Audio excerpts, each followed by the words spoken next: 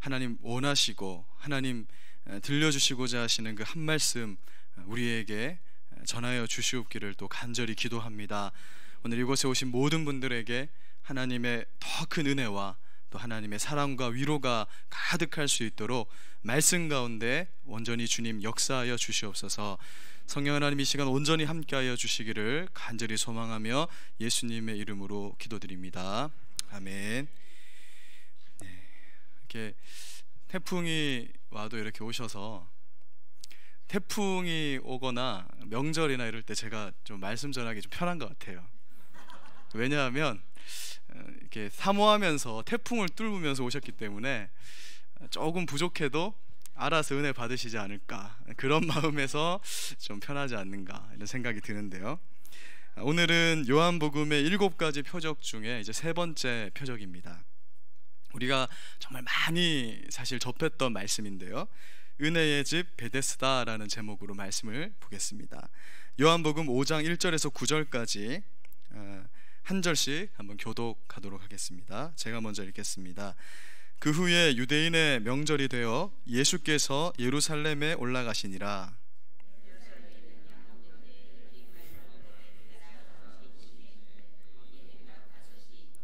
그 안에 많은 병자, 맹인, 다리 저는 사람, 혈기 많은 사람들이 누워 물의 움직임을 기다리니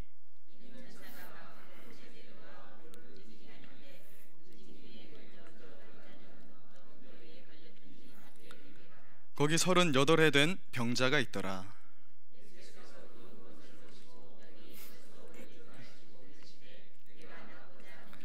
병자가 대답하되 주여, 물이 움직일 때에 나를 못에 넣어주는 사람이 없어 내가 가는 동안에 다른 사람이 먼저 내려가나이다. 같이 읽겠습니다. 그 사람이 곧 나아서 자리를 들고 걸어가니라. 이날은 안식일이니. 아멘. 예. 우리가 계속해서 요한복음에 기록된 예수님의 표적에 대해서 살펴보고 있는데요, 오늘은 그 세 번째 표적 베데스다에서 38년 동안 중풍병을 앓고 있던 한 병자를 고치신 그 세 번째 표적을 살펴보는 시간입니다. 계속해서 말씀드리고 있지만 이 표적이라는 것은 이제 쉽게 말해서 표지판 이렇게 생각하시면 이해가 쉬울 것이라고 말씀드렸었죠. 그래서 표적은 그 기적 자체가 지금 중요한 것이 아니라 이 기적이 담고 있는, 가리키고 있는 어떤 실질적인 메시지가 있다, 이렇게 말씀을 드렸습니다. 그래서 오늘 이 말씀에 등장하는 베데스다 못에 이 38년 된 병자가 치유받은 표적도 표면적으로는 38년이나 병을 앓아왔던 자가 하나님의 은혜로, 예수님의 은혜로 치료되었다, 거기에 초점이 있는 것이 아니라 이 표적이 가리키는 실제적인 메시지에 우리가 좀 더 들어가서 주목해 봐야 한다는 것입니다. 오늘 본문 말씀의 배경을 한번 살펴봐야 합니다. 배경을 보니까 예루살렘에 있는 양문 곁에 베데스다라는 못이 있었다. 이렇게 연못, 어떤 우물 비슷한 이런 지하, 이렇게 사람이 빠져도 죽지 않을 만큼, 이렇게 깊게 빠지지 않을 만큼의 어떤 못이었다고 전해지는데요, 그런 못이 있었다 이렇게 말씀합니다. 성경 말씀은 많은 부분에서 어떤 메시지를 전달하기 위해서 단어 하나, 표현 하나에도 어떤 의미를 상징적으로 두고 있는 그런 경우들이 많이 있는데요, 이 요한복음에서도 단어 하나, 표현 하나에 의미를 담아서 예수님의 복음을 전달하는 그러한 경우들이 많이 있음을 확인하게 됩니다. 그래서 이런 부분들을 보면 우리가 성경을 읽는 게 좀 어렵다 이렇게 생각할 수도 있지만, 사실 이 부분을 우리가 이해하고 보면 이 메시지가 주는 내용을 더 풍성하게 이해할 수 있게 하는 그런 유익한 점이 또 있는 거예요. 그래서 오늘 우리가 이 베데스다에 관련된 하나님의 상징, 요한복음이 무엇을 지금 요한이 우리에게 말씀하고자 하는지를 한번 살펴보는 시간 되기를 바랍니다. 예수님 당시에 이 예루살렘 지도를 한번 보겠습니다. 잘 보이실런가 모르겠는데 저 노란 박스 안에 있는 게 이제 성전이죠. 그러니까 예루살렘이 옛날 우리나라 뭐 한양도 그랬지만 성벽으로 이렇게 쌓여져 있는 하나의 도성이라고 볼 수 있습니다. 그러니까 여러 개의 문이 있겠죠. 그래서 양문이 있고 그 양문 위에 근처에 베데스다 못이 있었다 이렇게 말씀하고 있습니다. 여기서 양문이 뭘까요? 쉽게 생각하면 됩니다. 양이 드나드는 문입니다. 어문은 물고기가 드나드는 문이에요. 그러니까 시프 게이트입니다. 그러니까 이게 양문이라는 것은 말 그대로 지금 성전이 가까이 있죠. 예루살렘 성전이 가까이 있는데 이 양은 그러니까 어디에 쓰이는 양이다? 제사에 쓰이던 양이 드나들던 문이다라는 것입니다. 그래서 이 양문이 성전 가까이에 위치하고 있는데, 즉 양문은 우리 인간의 죄를 일시적으로 사해주던 그 대속 제물인 양이 드나들던 그런 문. 그런데 사실 이 양이 실질적으로 가리키고 있는 분은 누구시라는 것이죠? 예수님이라는 거죠. 그러니까 이 요한이 지금 양문 곁에 베데스다가 있었다, 이게 그냥 양문을 아무 의미 없이 적어 놓은 것이 아니라 오늘 예수님이 하시는 어떤 일을 설명하고자 하는 그런 배경이 깔려 있는 거예요. 그래서 그 양문 곁에 베데스다라는 못이 있었다. 인간의 죄의 문제를 대신 감당하던 그 대속물인 양이 드나들던 그 곁에 베데스다라는 곳이 있었다, 이렇게 설명하고 있는 것입니다. 그런데 이 베데스다라는 이름 자체도 아주 특별해요. 히브리 말로 베트는 집을 의미합니다. 그리고 이 집을 의미하는 베트가 우리 구약 성경에서 제가 가장 핵심적인 단어 하면은 해로 시작하는 단어가 하나 있다 했었죠. 혹시 기억나시는 분이 있으신가요? 헤세드라는 단어입니다. 이게 자비, 은혜, 인자 이런 말인데, 베트와 헤세드가 합쳐져서 벳헤스다 이렇게 해서 베데스다가 되는 거예요. 그러니까 베데스다는 어떤 의미를 가지고 있는 것이죠? 뭐 자비의 집, 은혜의 집. 오늘은 은혜에 관한 설명이니까 우리가 은혜의 집이다, 이렇게 한번 이해를 해보겠습니다. 성경에 등장하는 지명 자체가 또는 어떤 이름 자체가 어떤 의미를 담고 있는 경우가 있어요. 뭐 예수님이라는 이름 자체도 우리를 구원한다는 의미를 가지고 있거든요. 예를 들어서 예수님은 어디에서 태어나셨습니까? 네, 베들레헴. 어렵지 않은 질문이죠. 베들레헴의 벳도 집을 의미하고 레헴은 빵, 떡을 의미하는 단어입니다. 그러니까 베들레헴은 어떤 의미죠? 빵집, 떡집이에요. 제과점입니다. 제과점. 그러니까 어떤 의미가 되냐면 떡집에서 태어난 예수님이 생명의 떡이신 거예요. 이게 좀 유치하게 보일 수도 있는데 이러한 부분이 흥미로운 부분이 되는 것입니다. 그리고 이것 자체가 우리에게 어떠한 의미를 전달하는 거예요. 그래서 우리가 성찬식 때 생명의 떡인 카스테라지만 그걸 먹을 때마다 무엇을 떠올려야 되냐면 떡집에서 태어난 생명의 떡 예수 그리스도의 몸을 내가 먹는다. 그러니까 이 성경에는 항상 이런 상징적, 어떻게 보면 우리 유아부, 유치부들에게 설명할 만한 만큼 유치해 보이는 이러한 쉬운 설명으로 우리에게 어떤 의미를 전달하는 경우가 있는 걸 확인하게 되는 거예요. 그래서 오늘 이 배경을 볼 때 요한이 의도적으로 이렇게 설명하는 겁니다. 양문 곁에 베데스다라 이름하는 이 은혜의 집에 많은 병자들이 병을 치료하기 위해서 모여 있었다, 이렇게 설명하는 거예요. 그런데 이 베데스다가 은혜의 집인 이유가 있습니다. 뭐냐 하면 어떤 전설 같은 것이죠. 아마 그쪽에는 어떤 온천이기 때문에 한 번씩 물이 이렇게 뽀글뽀글 움직였던 것 같아요. 그런데 그들은 어떻게 생각했냐면 천사가 가끔 와서 물을 치고 간다고 생각한 거죠. 천사는 눈에 보이지 않으니까 물이 뽀글뽀글 할 때 누구든지 1등으로 들어가는 자는 어떻게 된다? 병이 낫게 된다라는 전설 때문에 많은 사람들이 희망을 가지고 내가 제일 먼저 들어가기 위해서 그 지금 베데스다 못에 모여 있다, 이렇게 설명하는 거예요. 실제로 여기서 병이 나았다는 기록들이 전해집니다. 어떤 돈 많은 사모님께서 여기에서 병을 치료받고 비석 같은 걸 세워놨다라는 게 발견이 됐어요. 그러니까 뭐 어떤 효과인지 몰라도 분명히 나았다, 이것이 있기 때문에 사람들이 희망을 가지고 모여있다라는 것이죠. 그러면서 요한은 요한복음 상장에서 세 부류의 환자를 설명합니다. 누구를 설명하고 있을까요? 맹인과 다리 저는 사람과 혈기 마른 사람입니다. 혈기 말랐다라는 것은 마비가 왔다, 몸의 어떤 부분이 마비가 온 것인데 중풍병자를 말하는 것입니다. 이 세 부류의 환자와 더불어서 많은 환자들이 지금 병을 한번 나아보고자 은혜의 집이라고 하는 이 베데스다 못에 모여서 누워 있었다, 이렇게 말합니다. 성경에서 누워 있었다라는 것은 단순히 쉬려고 누워 있다라는 의미가 아니라 그들의 영혼이 죽어 있었다, 그들에게는 소망과 희망이 없다, 이런 의미를 함축하고 있는 거예요. 그런데 이 세 부류의 환자들에게 특징이 있습니다. 맹인, 다리 저는 자, 혈기 마른 자는 물이 움직일 때 스스로의 힘으로 베데스다 못에 1등으로 들어갈 수 있는 능력이 없는 자들만 소개하고 있는 거예요. 사실 이 자리에는 나이롱 환자들이 많이 와 있었을 겁니다. 뭐 좀 피부병이라든지 뭐 좀 신경통이라든지, 그래서 물이 움직인다 할 때 1등으로 들어갈 사람들이 지천에 널려 있는 거예요. 근데 지금 요한이 소개하는 이 세 명의 사람은 아무리 물이 동해도 1등으로 들어갈 수 있는 능력이 있는 자다, 없는 자다? 없는 자를 지금 소개하고 있는 것입니다. 바로 여기에 베데스다의 모순점이 있는 거예요.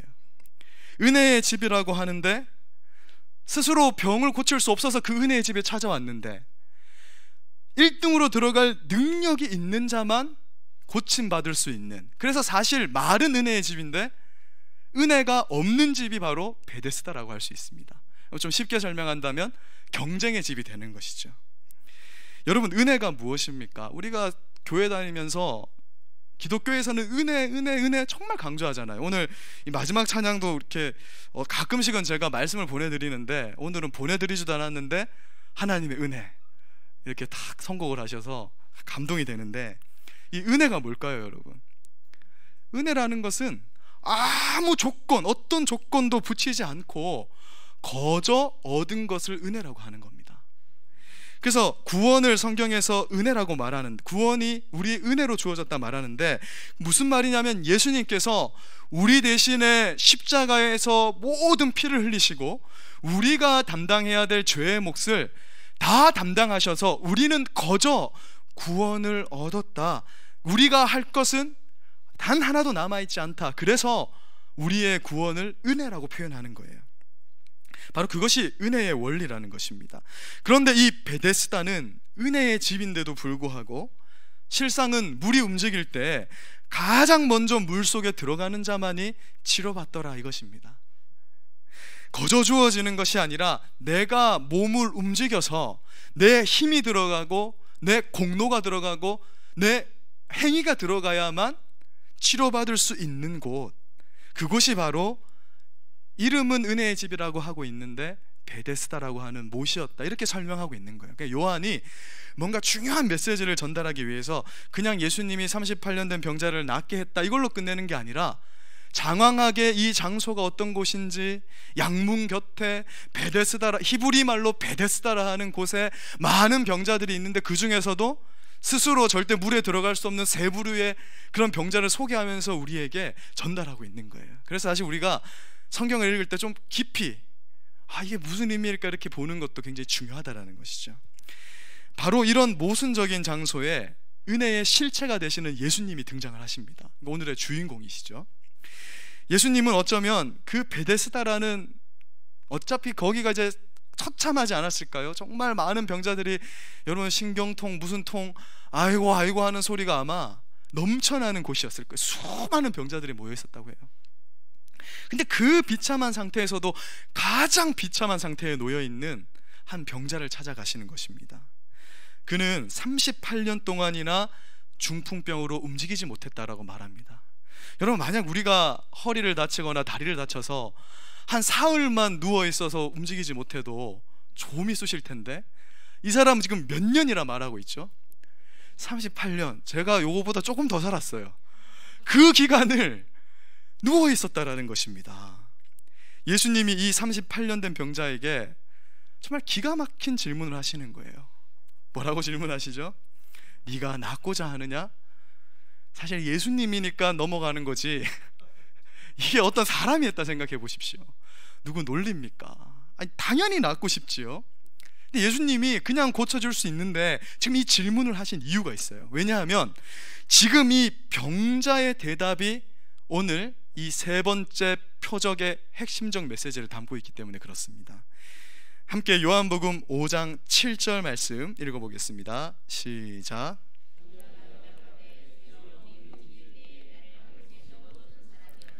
내가 가는 동안에 다른 사람이 내려가나이다. 네가 낫고자 하느냐, 이 질문에 우리가 일상적인 어떤 일반적인 대답이라면 낫고 싶습니다. 오늘 밤 우리 기도하는데 예수님이 나타나셔가지고 내가 너한테 뭐 해주길 원해? 이러면 원하는 걸 대답해야 되는데, 오늘 이 병자는 뭐라고 얘기하냐면, 이 베데스다 못이 움직일 때 내가 먼저 들어가야 되는데 나를 넣어줄 사람이 아무도 없어서 나는 병을 고칠 수 없어요. 당신이 보니까 건강해 보이는데 물이 동할 때 날 좀 넣어주세요, 지금 이러고 있는 거예요.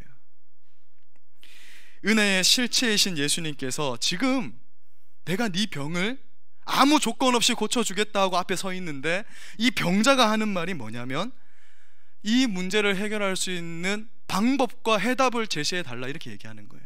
내가 하겠다, 여기에 핵심이 있는 것입니다.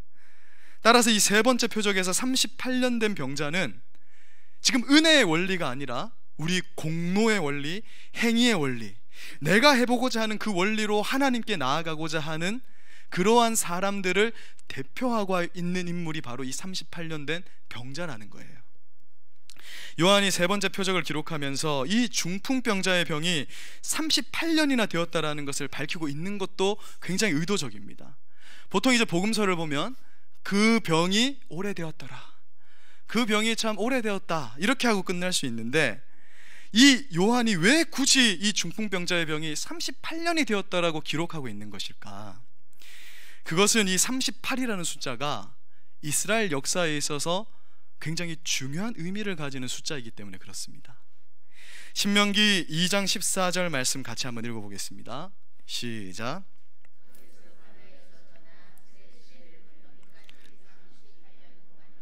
이때에는 그 시대의 모든 군인들이 여호와께서 그들에게 맹세하신 대로 진영 중에서 다 멸망하였나니. 자, 오늘 이 신명기 2장 14절에 보니까 광야 생활이 지금 몇 년 했다, 이렇게 말씀하고 있죠. 38년이다. 근데 우리가 알기로는 광야 생활은 몇 년이죠? 40년이죠. 그러니까 이 말은 무슨 말이냐면, 이 38년 이런 의미를 가집니다. 한 장 넘겨주시면 지도가 있죠. 자, 출애굽해서 맨 처음 들리는 산이 시내산입니다. 이 시내산에서 무엇을 받냐면 십계명과 율법을 받잖아요. 근데 이 시내산에서, 홍해를 건너서 시내산에서 있는 시간을 도합하면 2년이 됩니다. 그러니까 38년이라는 시간은 어떤 시간이 되냐면, 이 시내산에서 하나님이 십계명도 주고 율법도 주신단 말이에요. 그 다음에 어디로 올라가냐면 하나님이 가데스 바네아라는 곳으로 올라갑니다. 저기는 가나안의 입구가 되는 지명이에요. 우리가 잘 알다시피 저기서 12명의 정탐꾼을 모세가 보냅니다. 그런데 10명의 정탐꾼은 갔다 와서 하는 말이, 그들의 모습을 보니까 어떠했다라고 말씀하냐면, 자, 민수기 13장 31절 같이 한번 읽어보겠습니다. 시작. 그와 함께 올라갔던 사람들은 이르되 우리는 능히 올라가서 그 백성을 치지 못하리라, 그들은 우리보다 강하니라 하고, 이렇게 말씀하는 거예요.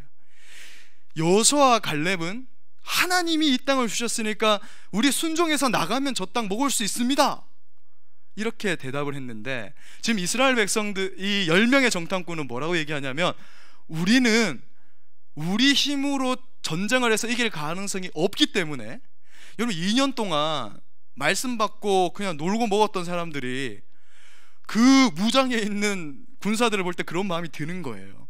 그래서 우리는 갈 수 없다, 이렇게 보고를 하는데, 중요한 것은 이것을 말을 듣고 백성들이 여호수아와 갈렙의 말을 듣는 것이 아니라 이 10명의 정탐꾼의 말을 듣고 하나님께 뭐라고 원망하냐면, 우리가 차라리 애굽에서 죽었으면 좋았을 것을, 우리가 광야에서 목마를 때 그때 죽었으면 좋았을 것을 하나님이 괜히 이까지 끌고 와가지고 목전에 두고 우리를 죽이려고 하는구나, 그러면서 정말 해서는 안 되는 말을 합니다. 뭐라고 하냐면, 우리 차라리 애굽으로 다시 종살이하러 돌아가자.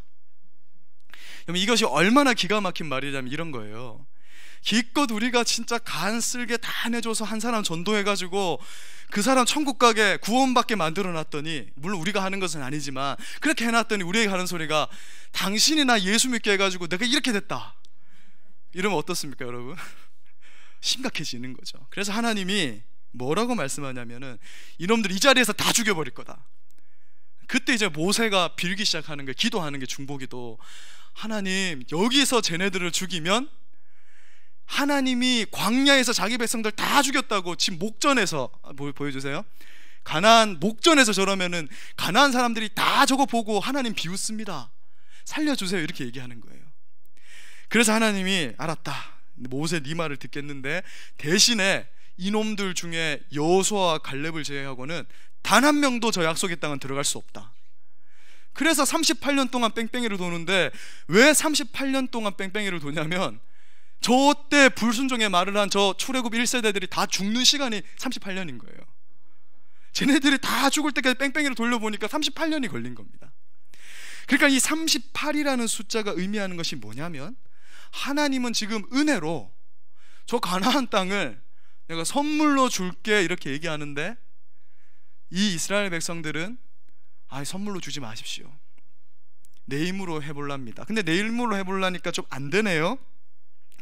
이 성경적 표현으로, 용어로 표현하자면 이런 거예요. 하나님의 은혜의 원리를 거절하고 내 행위, 내 공로로 해보겠는데 해보려 하니까 안 되니까 원망과 불평을 하는 그 모습, 그 기간, 그것이 바로 38년이라는 기간이라는 것입니다.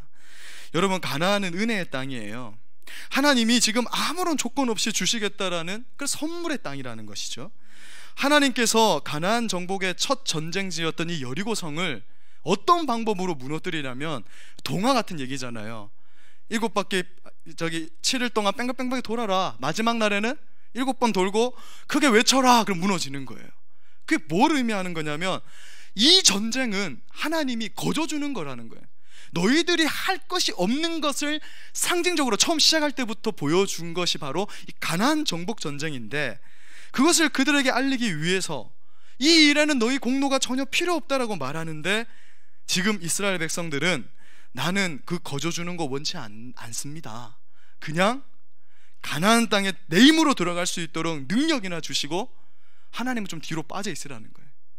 내 힘으로 하기 힘이나 달라, 그러고 있는 것이 바로 이스라엘 백성들의 모습이었다라는 것이죠. 그래서 이는 어떤 의미가 되냐면, 가나안을 은혜로 하나님이 선물로 주겠다는데 그런 하나님의 은혜를 무시하는 행위이고, 행위와 공로를 사랑하는 이스라엘의 죄악상이었다, 이렇게 말씀하고 있는 것입니다. 그래서 이 요한이 38년이라는 이 숫자가 가진 이 구약적 배경을 가지고 와서 이 환자가 지금 38년이라는 것에 어떤 의미가 있는 것이다. 무슨 의미냐면, 예수님이라는 은혜의 실체가 오셔가지고 아무 조건 없이 병을 고쳐주겠다라고 말하는데, 나는 기어이 내가 누가 넣어주던, 내가 기어서 가든 어떠하든지 그 힘만 좀 달라, 그래서 내가 저 못에 들어가겠다. 근데 들어갈 수 없으니 나는 불평과 불만이 많습니다 하나님 하고 있는 것이 38년 된 병자의 모습이었고, 그것이 당시 유대인들의 모습이었고, 오늘날 교회 안에 우리의 모습이 될 수 있다, 이렇게 말씀하고 있는 거예요. 이에 예수님은 38년 된 병자가 자신의 병을 낫게 하기 위해서 아무것도 한 것이 없는데 그를 치료해 주십니다. 그에게는 어떠한 조건도 공로도 필요 없었어요. 심지어 어떻게까지 되냐면, 요한복음 5장 13절을 보면, 우리가 이제 다음 주에 살펴볼 13절, 고침을 받은 사람이 그가 누구인지도 몰랐다고 그래요. 이게 무슨 말이냐면, 어떤 병자들은 저 예수님 소문 듣고 와서 예수님 고쳐주세요 한마디 말이라도 하고 뭐 로비라도 하고 이럴 수 있겠지만, 지금 이 사람은 지금 내 병을 고쳐준 사람이 누군지도 모른다. 병을 낫게 해달라고 부탁한 적도 없고, 또 병을 치료해달라고 예수님을 잘 섬긴 적도 없는 무슨 제자도 아닌, 우리 구원의 원리가 바로 이렇다라는 것이죠. 내가 아무것도 한 것이 없는데 예수님은 그걸 주시러 오신 분인데, 우리는 자꾸 뭘 생각하냐면 내가 할 것을 생각하더라. 요한복음 5장 8절에서 예수님은 그런 그를 향해서 이렇게 말씀합니다. 그냥 네 자리를 들고 일어나서 걸어가라. 아무것도 필요 없다. 왜 그 물에 들어가려고 애쓰느냐, 그냥 가라. 그리고 예수님의 명령을 들은 38년 된 병자가 곧 나와서 자리를 들고 떠났다, 이렇게 말해요. 좀 이상해요. 뒤에 이제 어떤 또 스토리가 나오는데, 고맙다는 말도 안 하고 가버립니다. 모르겠어요, 왜 그랬는지는 모르겠습니다. 예수님은 아무 조건 없이 그를 치료해 주셨어요. 우리가 이것을 은혜라고 부르는 것이죠.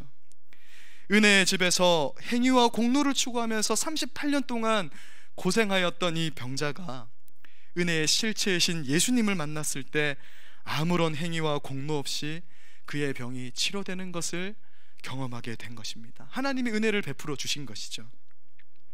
여러분, 앞에서도 말씀드렸지만 은혜라는 것은 내가 뭔가를 잘해서 주어지는 것이 아니죠. 내 공로가 전혀 안 들어가 있는 것입니다.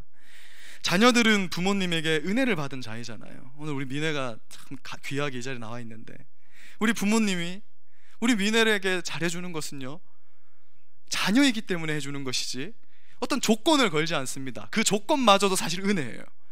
얘 잘 되길 위한 조건을 거는 거죠. 자녀이기 때문에 부모님들은요, 아무 조건 없이 자녀들을 입히고 먹입니다. 전교 꼴등을 해도, 착한 일 하나도 안 해도, 비행청소년이라도 조건 없이 내 자식이기 때문에 끝까지 책임지고 먹이고 기도하는 것이 부모님이잖아요. 그래서 우리는 이것을 은혜라고 부르는 것이죠. 그런데 이 은혜의 원리에 전적으로 반대되는 곳이 바로 베데스다였다, 이렇게 말하는 거예요. 병을 치료받으려면 물이 동할 때 들어가야 됩니다. 그것도 들어가기만 하면 되는 것이 아니라 반드시 몇 등? 1등으로 들어가야만 되는 곳, 그곳이 바로 베데스다였다. 그래서 이제 세 번째 표적이 우리에게 말씀하고자 하는 원래의 이 표적이 의미하는 본래의 메시지가 뭔지 대충 감이 잡히시죠? 우리의 구원은 오직 예수 그리스도의 공로로, 우리 공로가 아니라 예수의 공로로 값없이 주어지는 것이다. 그러니 너의 행위로 구원에 이르려고 노력하지도 말고, 구원 얻은 자는 나는 은혜로 구원받았음을 인식하고 자랑하지 말라, 그렇게 말씀하고 있는 거예요.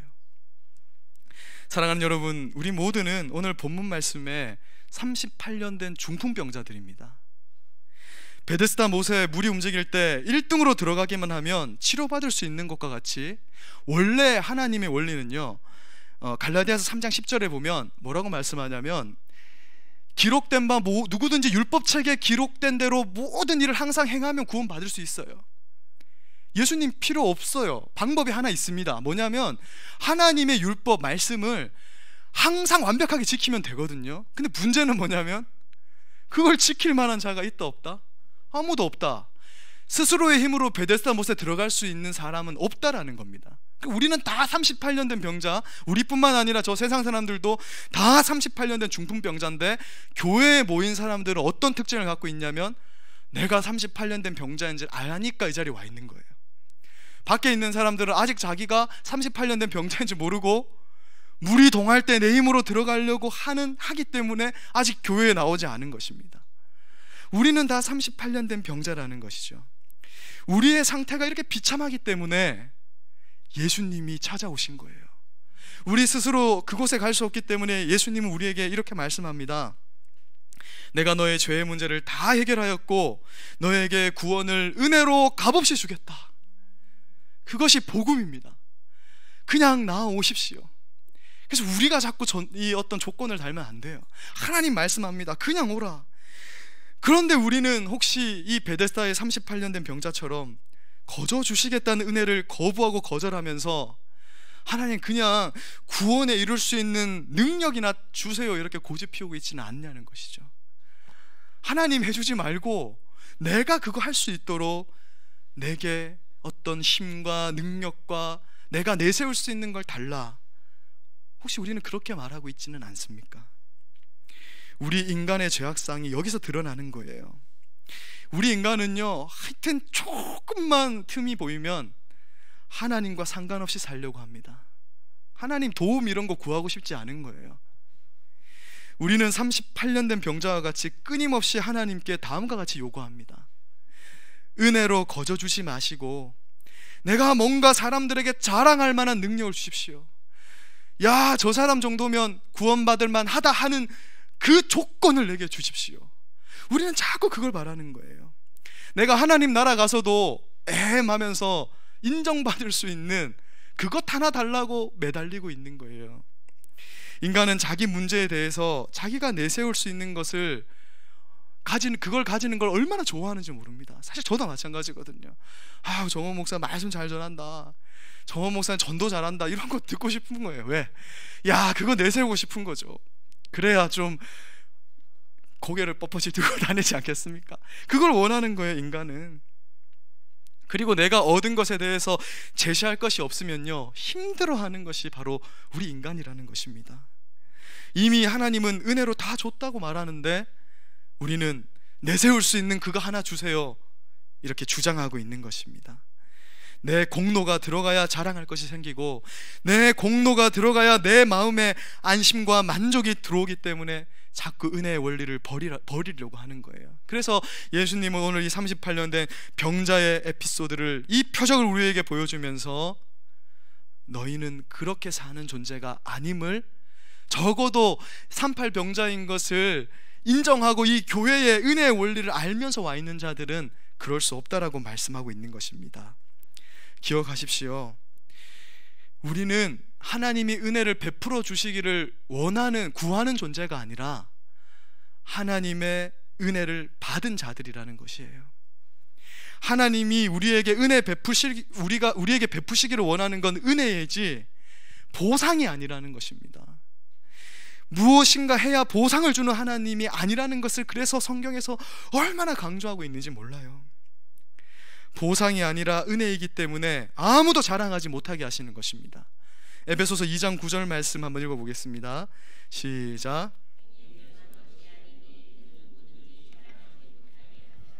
아멘. 자랑하지 못하게 하는 거예요. 하나님이 은혜의 방법으로 우리를 대하시는 이유는요, 간단합니다. 하나님 잊지 말고 살라는 거예요.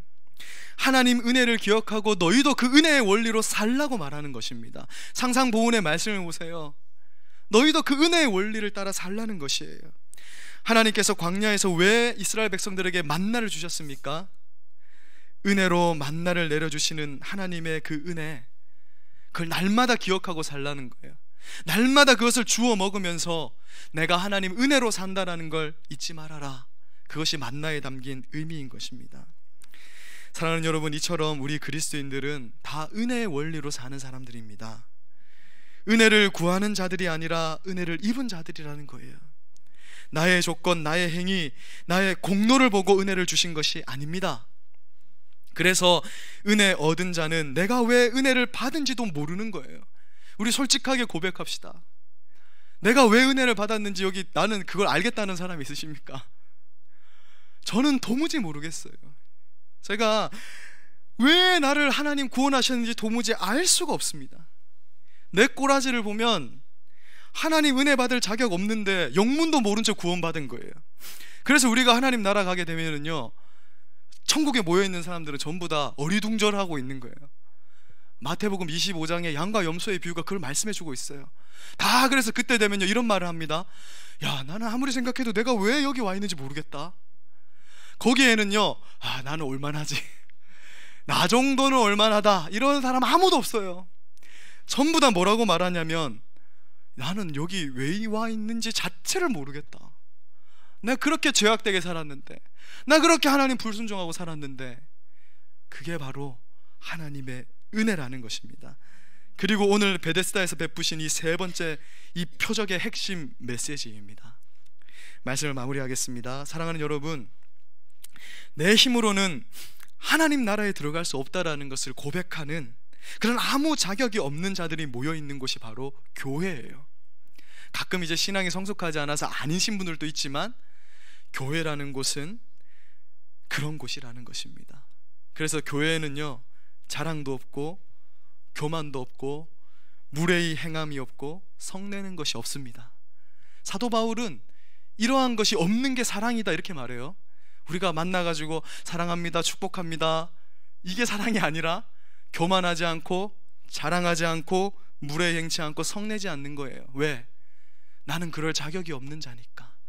그래서 이 교회는요, 어떤 곳이 되어야 되냐면 하나님으로부터 은혜를 받은 자들이 모였기 때문에 베데스다처럼 어떤 조건을 가지는 곳이 되면 안 된다라는 것입니다. 여기에는 비행 청소년, 노숙자, 뭐 병든 자, 환난 맞은 자, 범죄자, 어떤 자라도 오면은 우리는 다 받아줘야 되는 거예요. 교회가 얘는 들어와도 될 것 같고 이 사람은 들어와도 될 것 같고, 아이고 돈이 많으시니까 상석에 앉으십시오, 너는 돈이 없으니까 거기 앉든지 서 있든지 알아서 해라, 이런 곳이 되어서는 안 된다. 그래서 이 베데스다의 이 표적의 메시지는 우리에게 이러한 은혜의 원리로 나아가게 되는 것입니다. 사랑하는 여러분, 우리 교회가 좀 더 이렇게 됐으면 좋겠어요. 그래서 어떤 분이라도 경조선교교회는 턱이 높더라 이런 말이 안 나와야 돼요. 그냥 경조선교교회는 어떠한 경우에도 하나님의 은혜의 원리가 작용해서 하나님의 은혜를 베풀며 살아가는 자들이 모여있는 곳이더라, 그곳에는 진짜 자랑도 교만도 없더라. 그러한 교회가 우리 교회가 되고 또 우리의 모습이 되고 우리 가정이 될 수 있기를 주님의 이름으로 간절히 축복드립니다. 제가 기도하고요, 우리 함께 기도하는 시간 가지겠습니다. 사랑하는 하나님 아버지,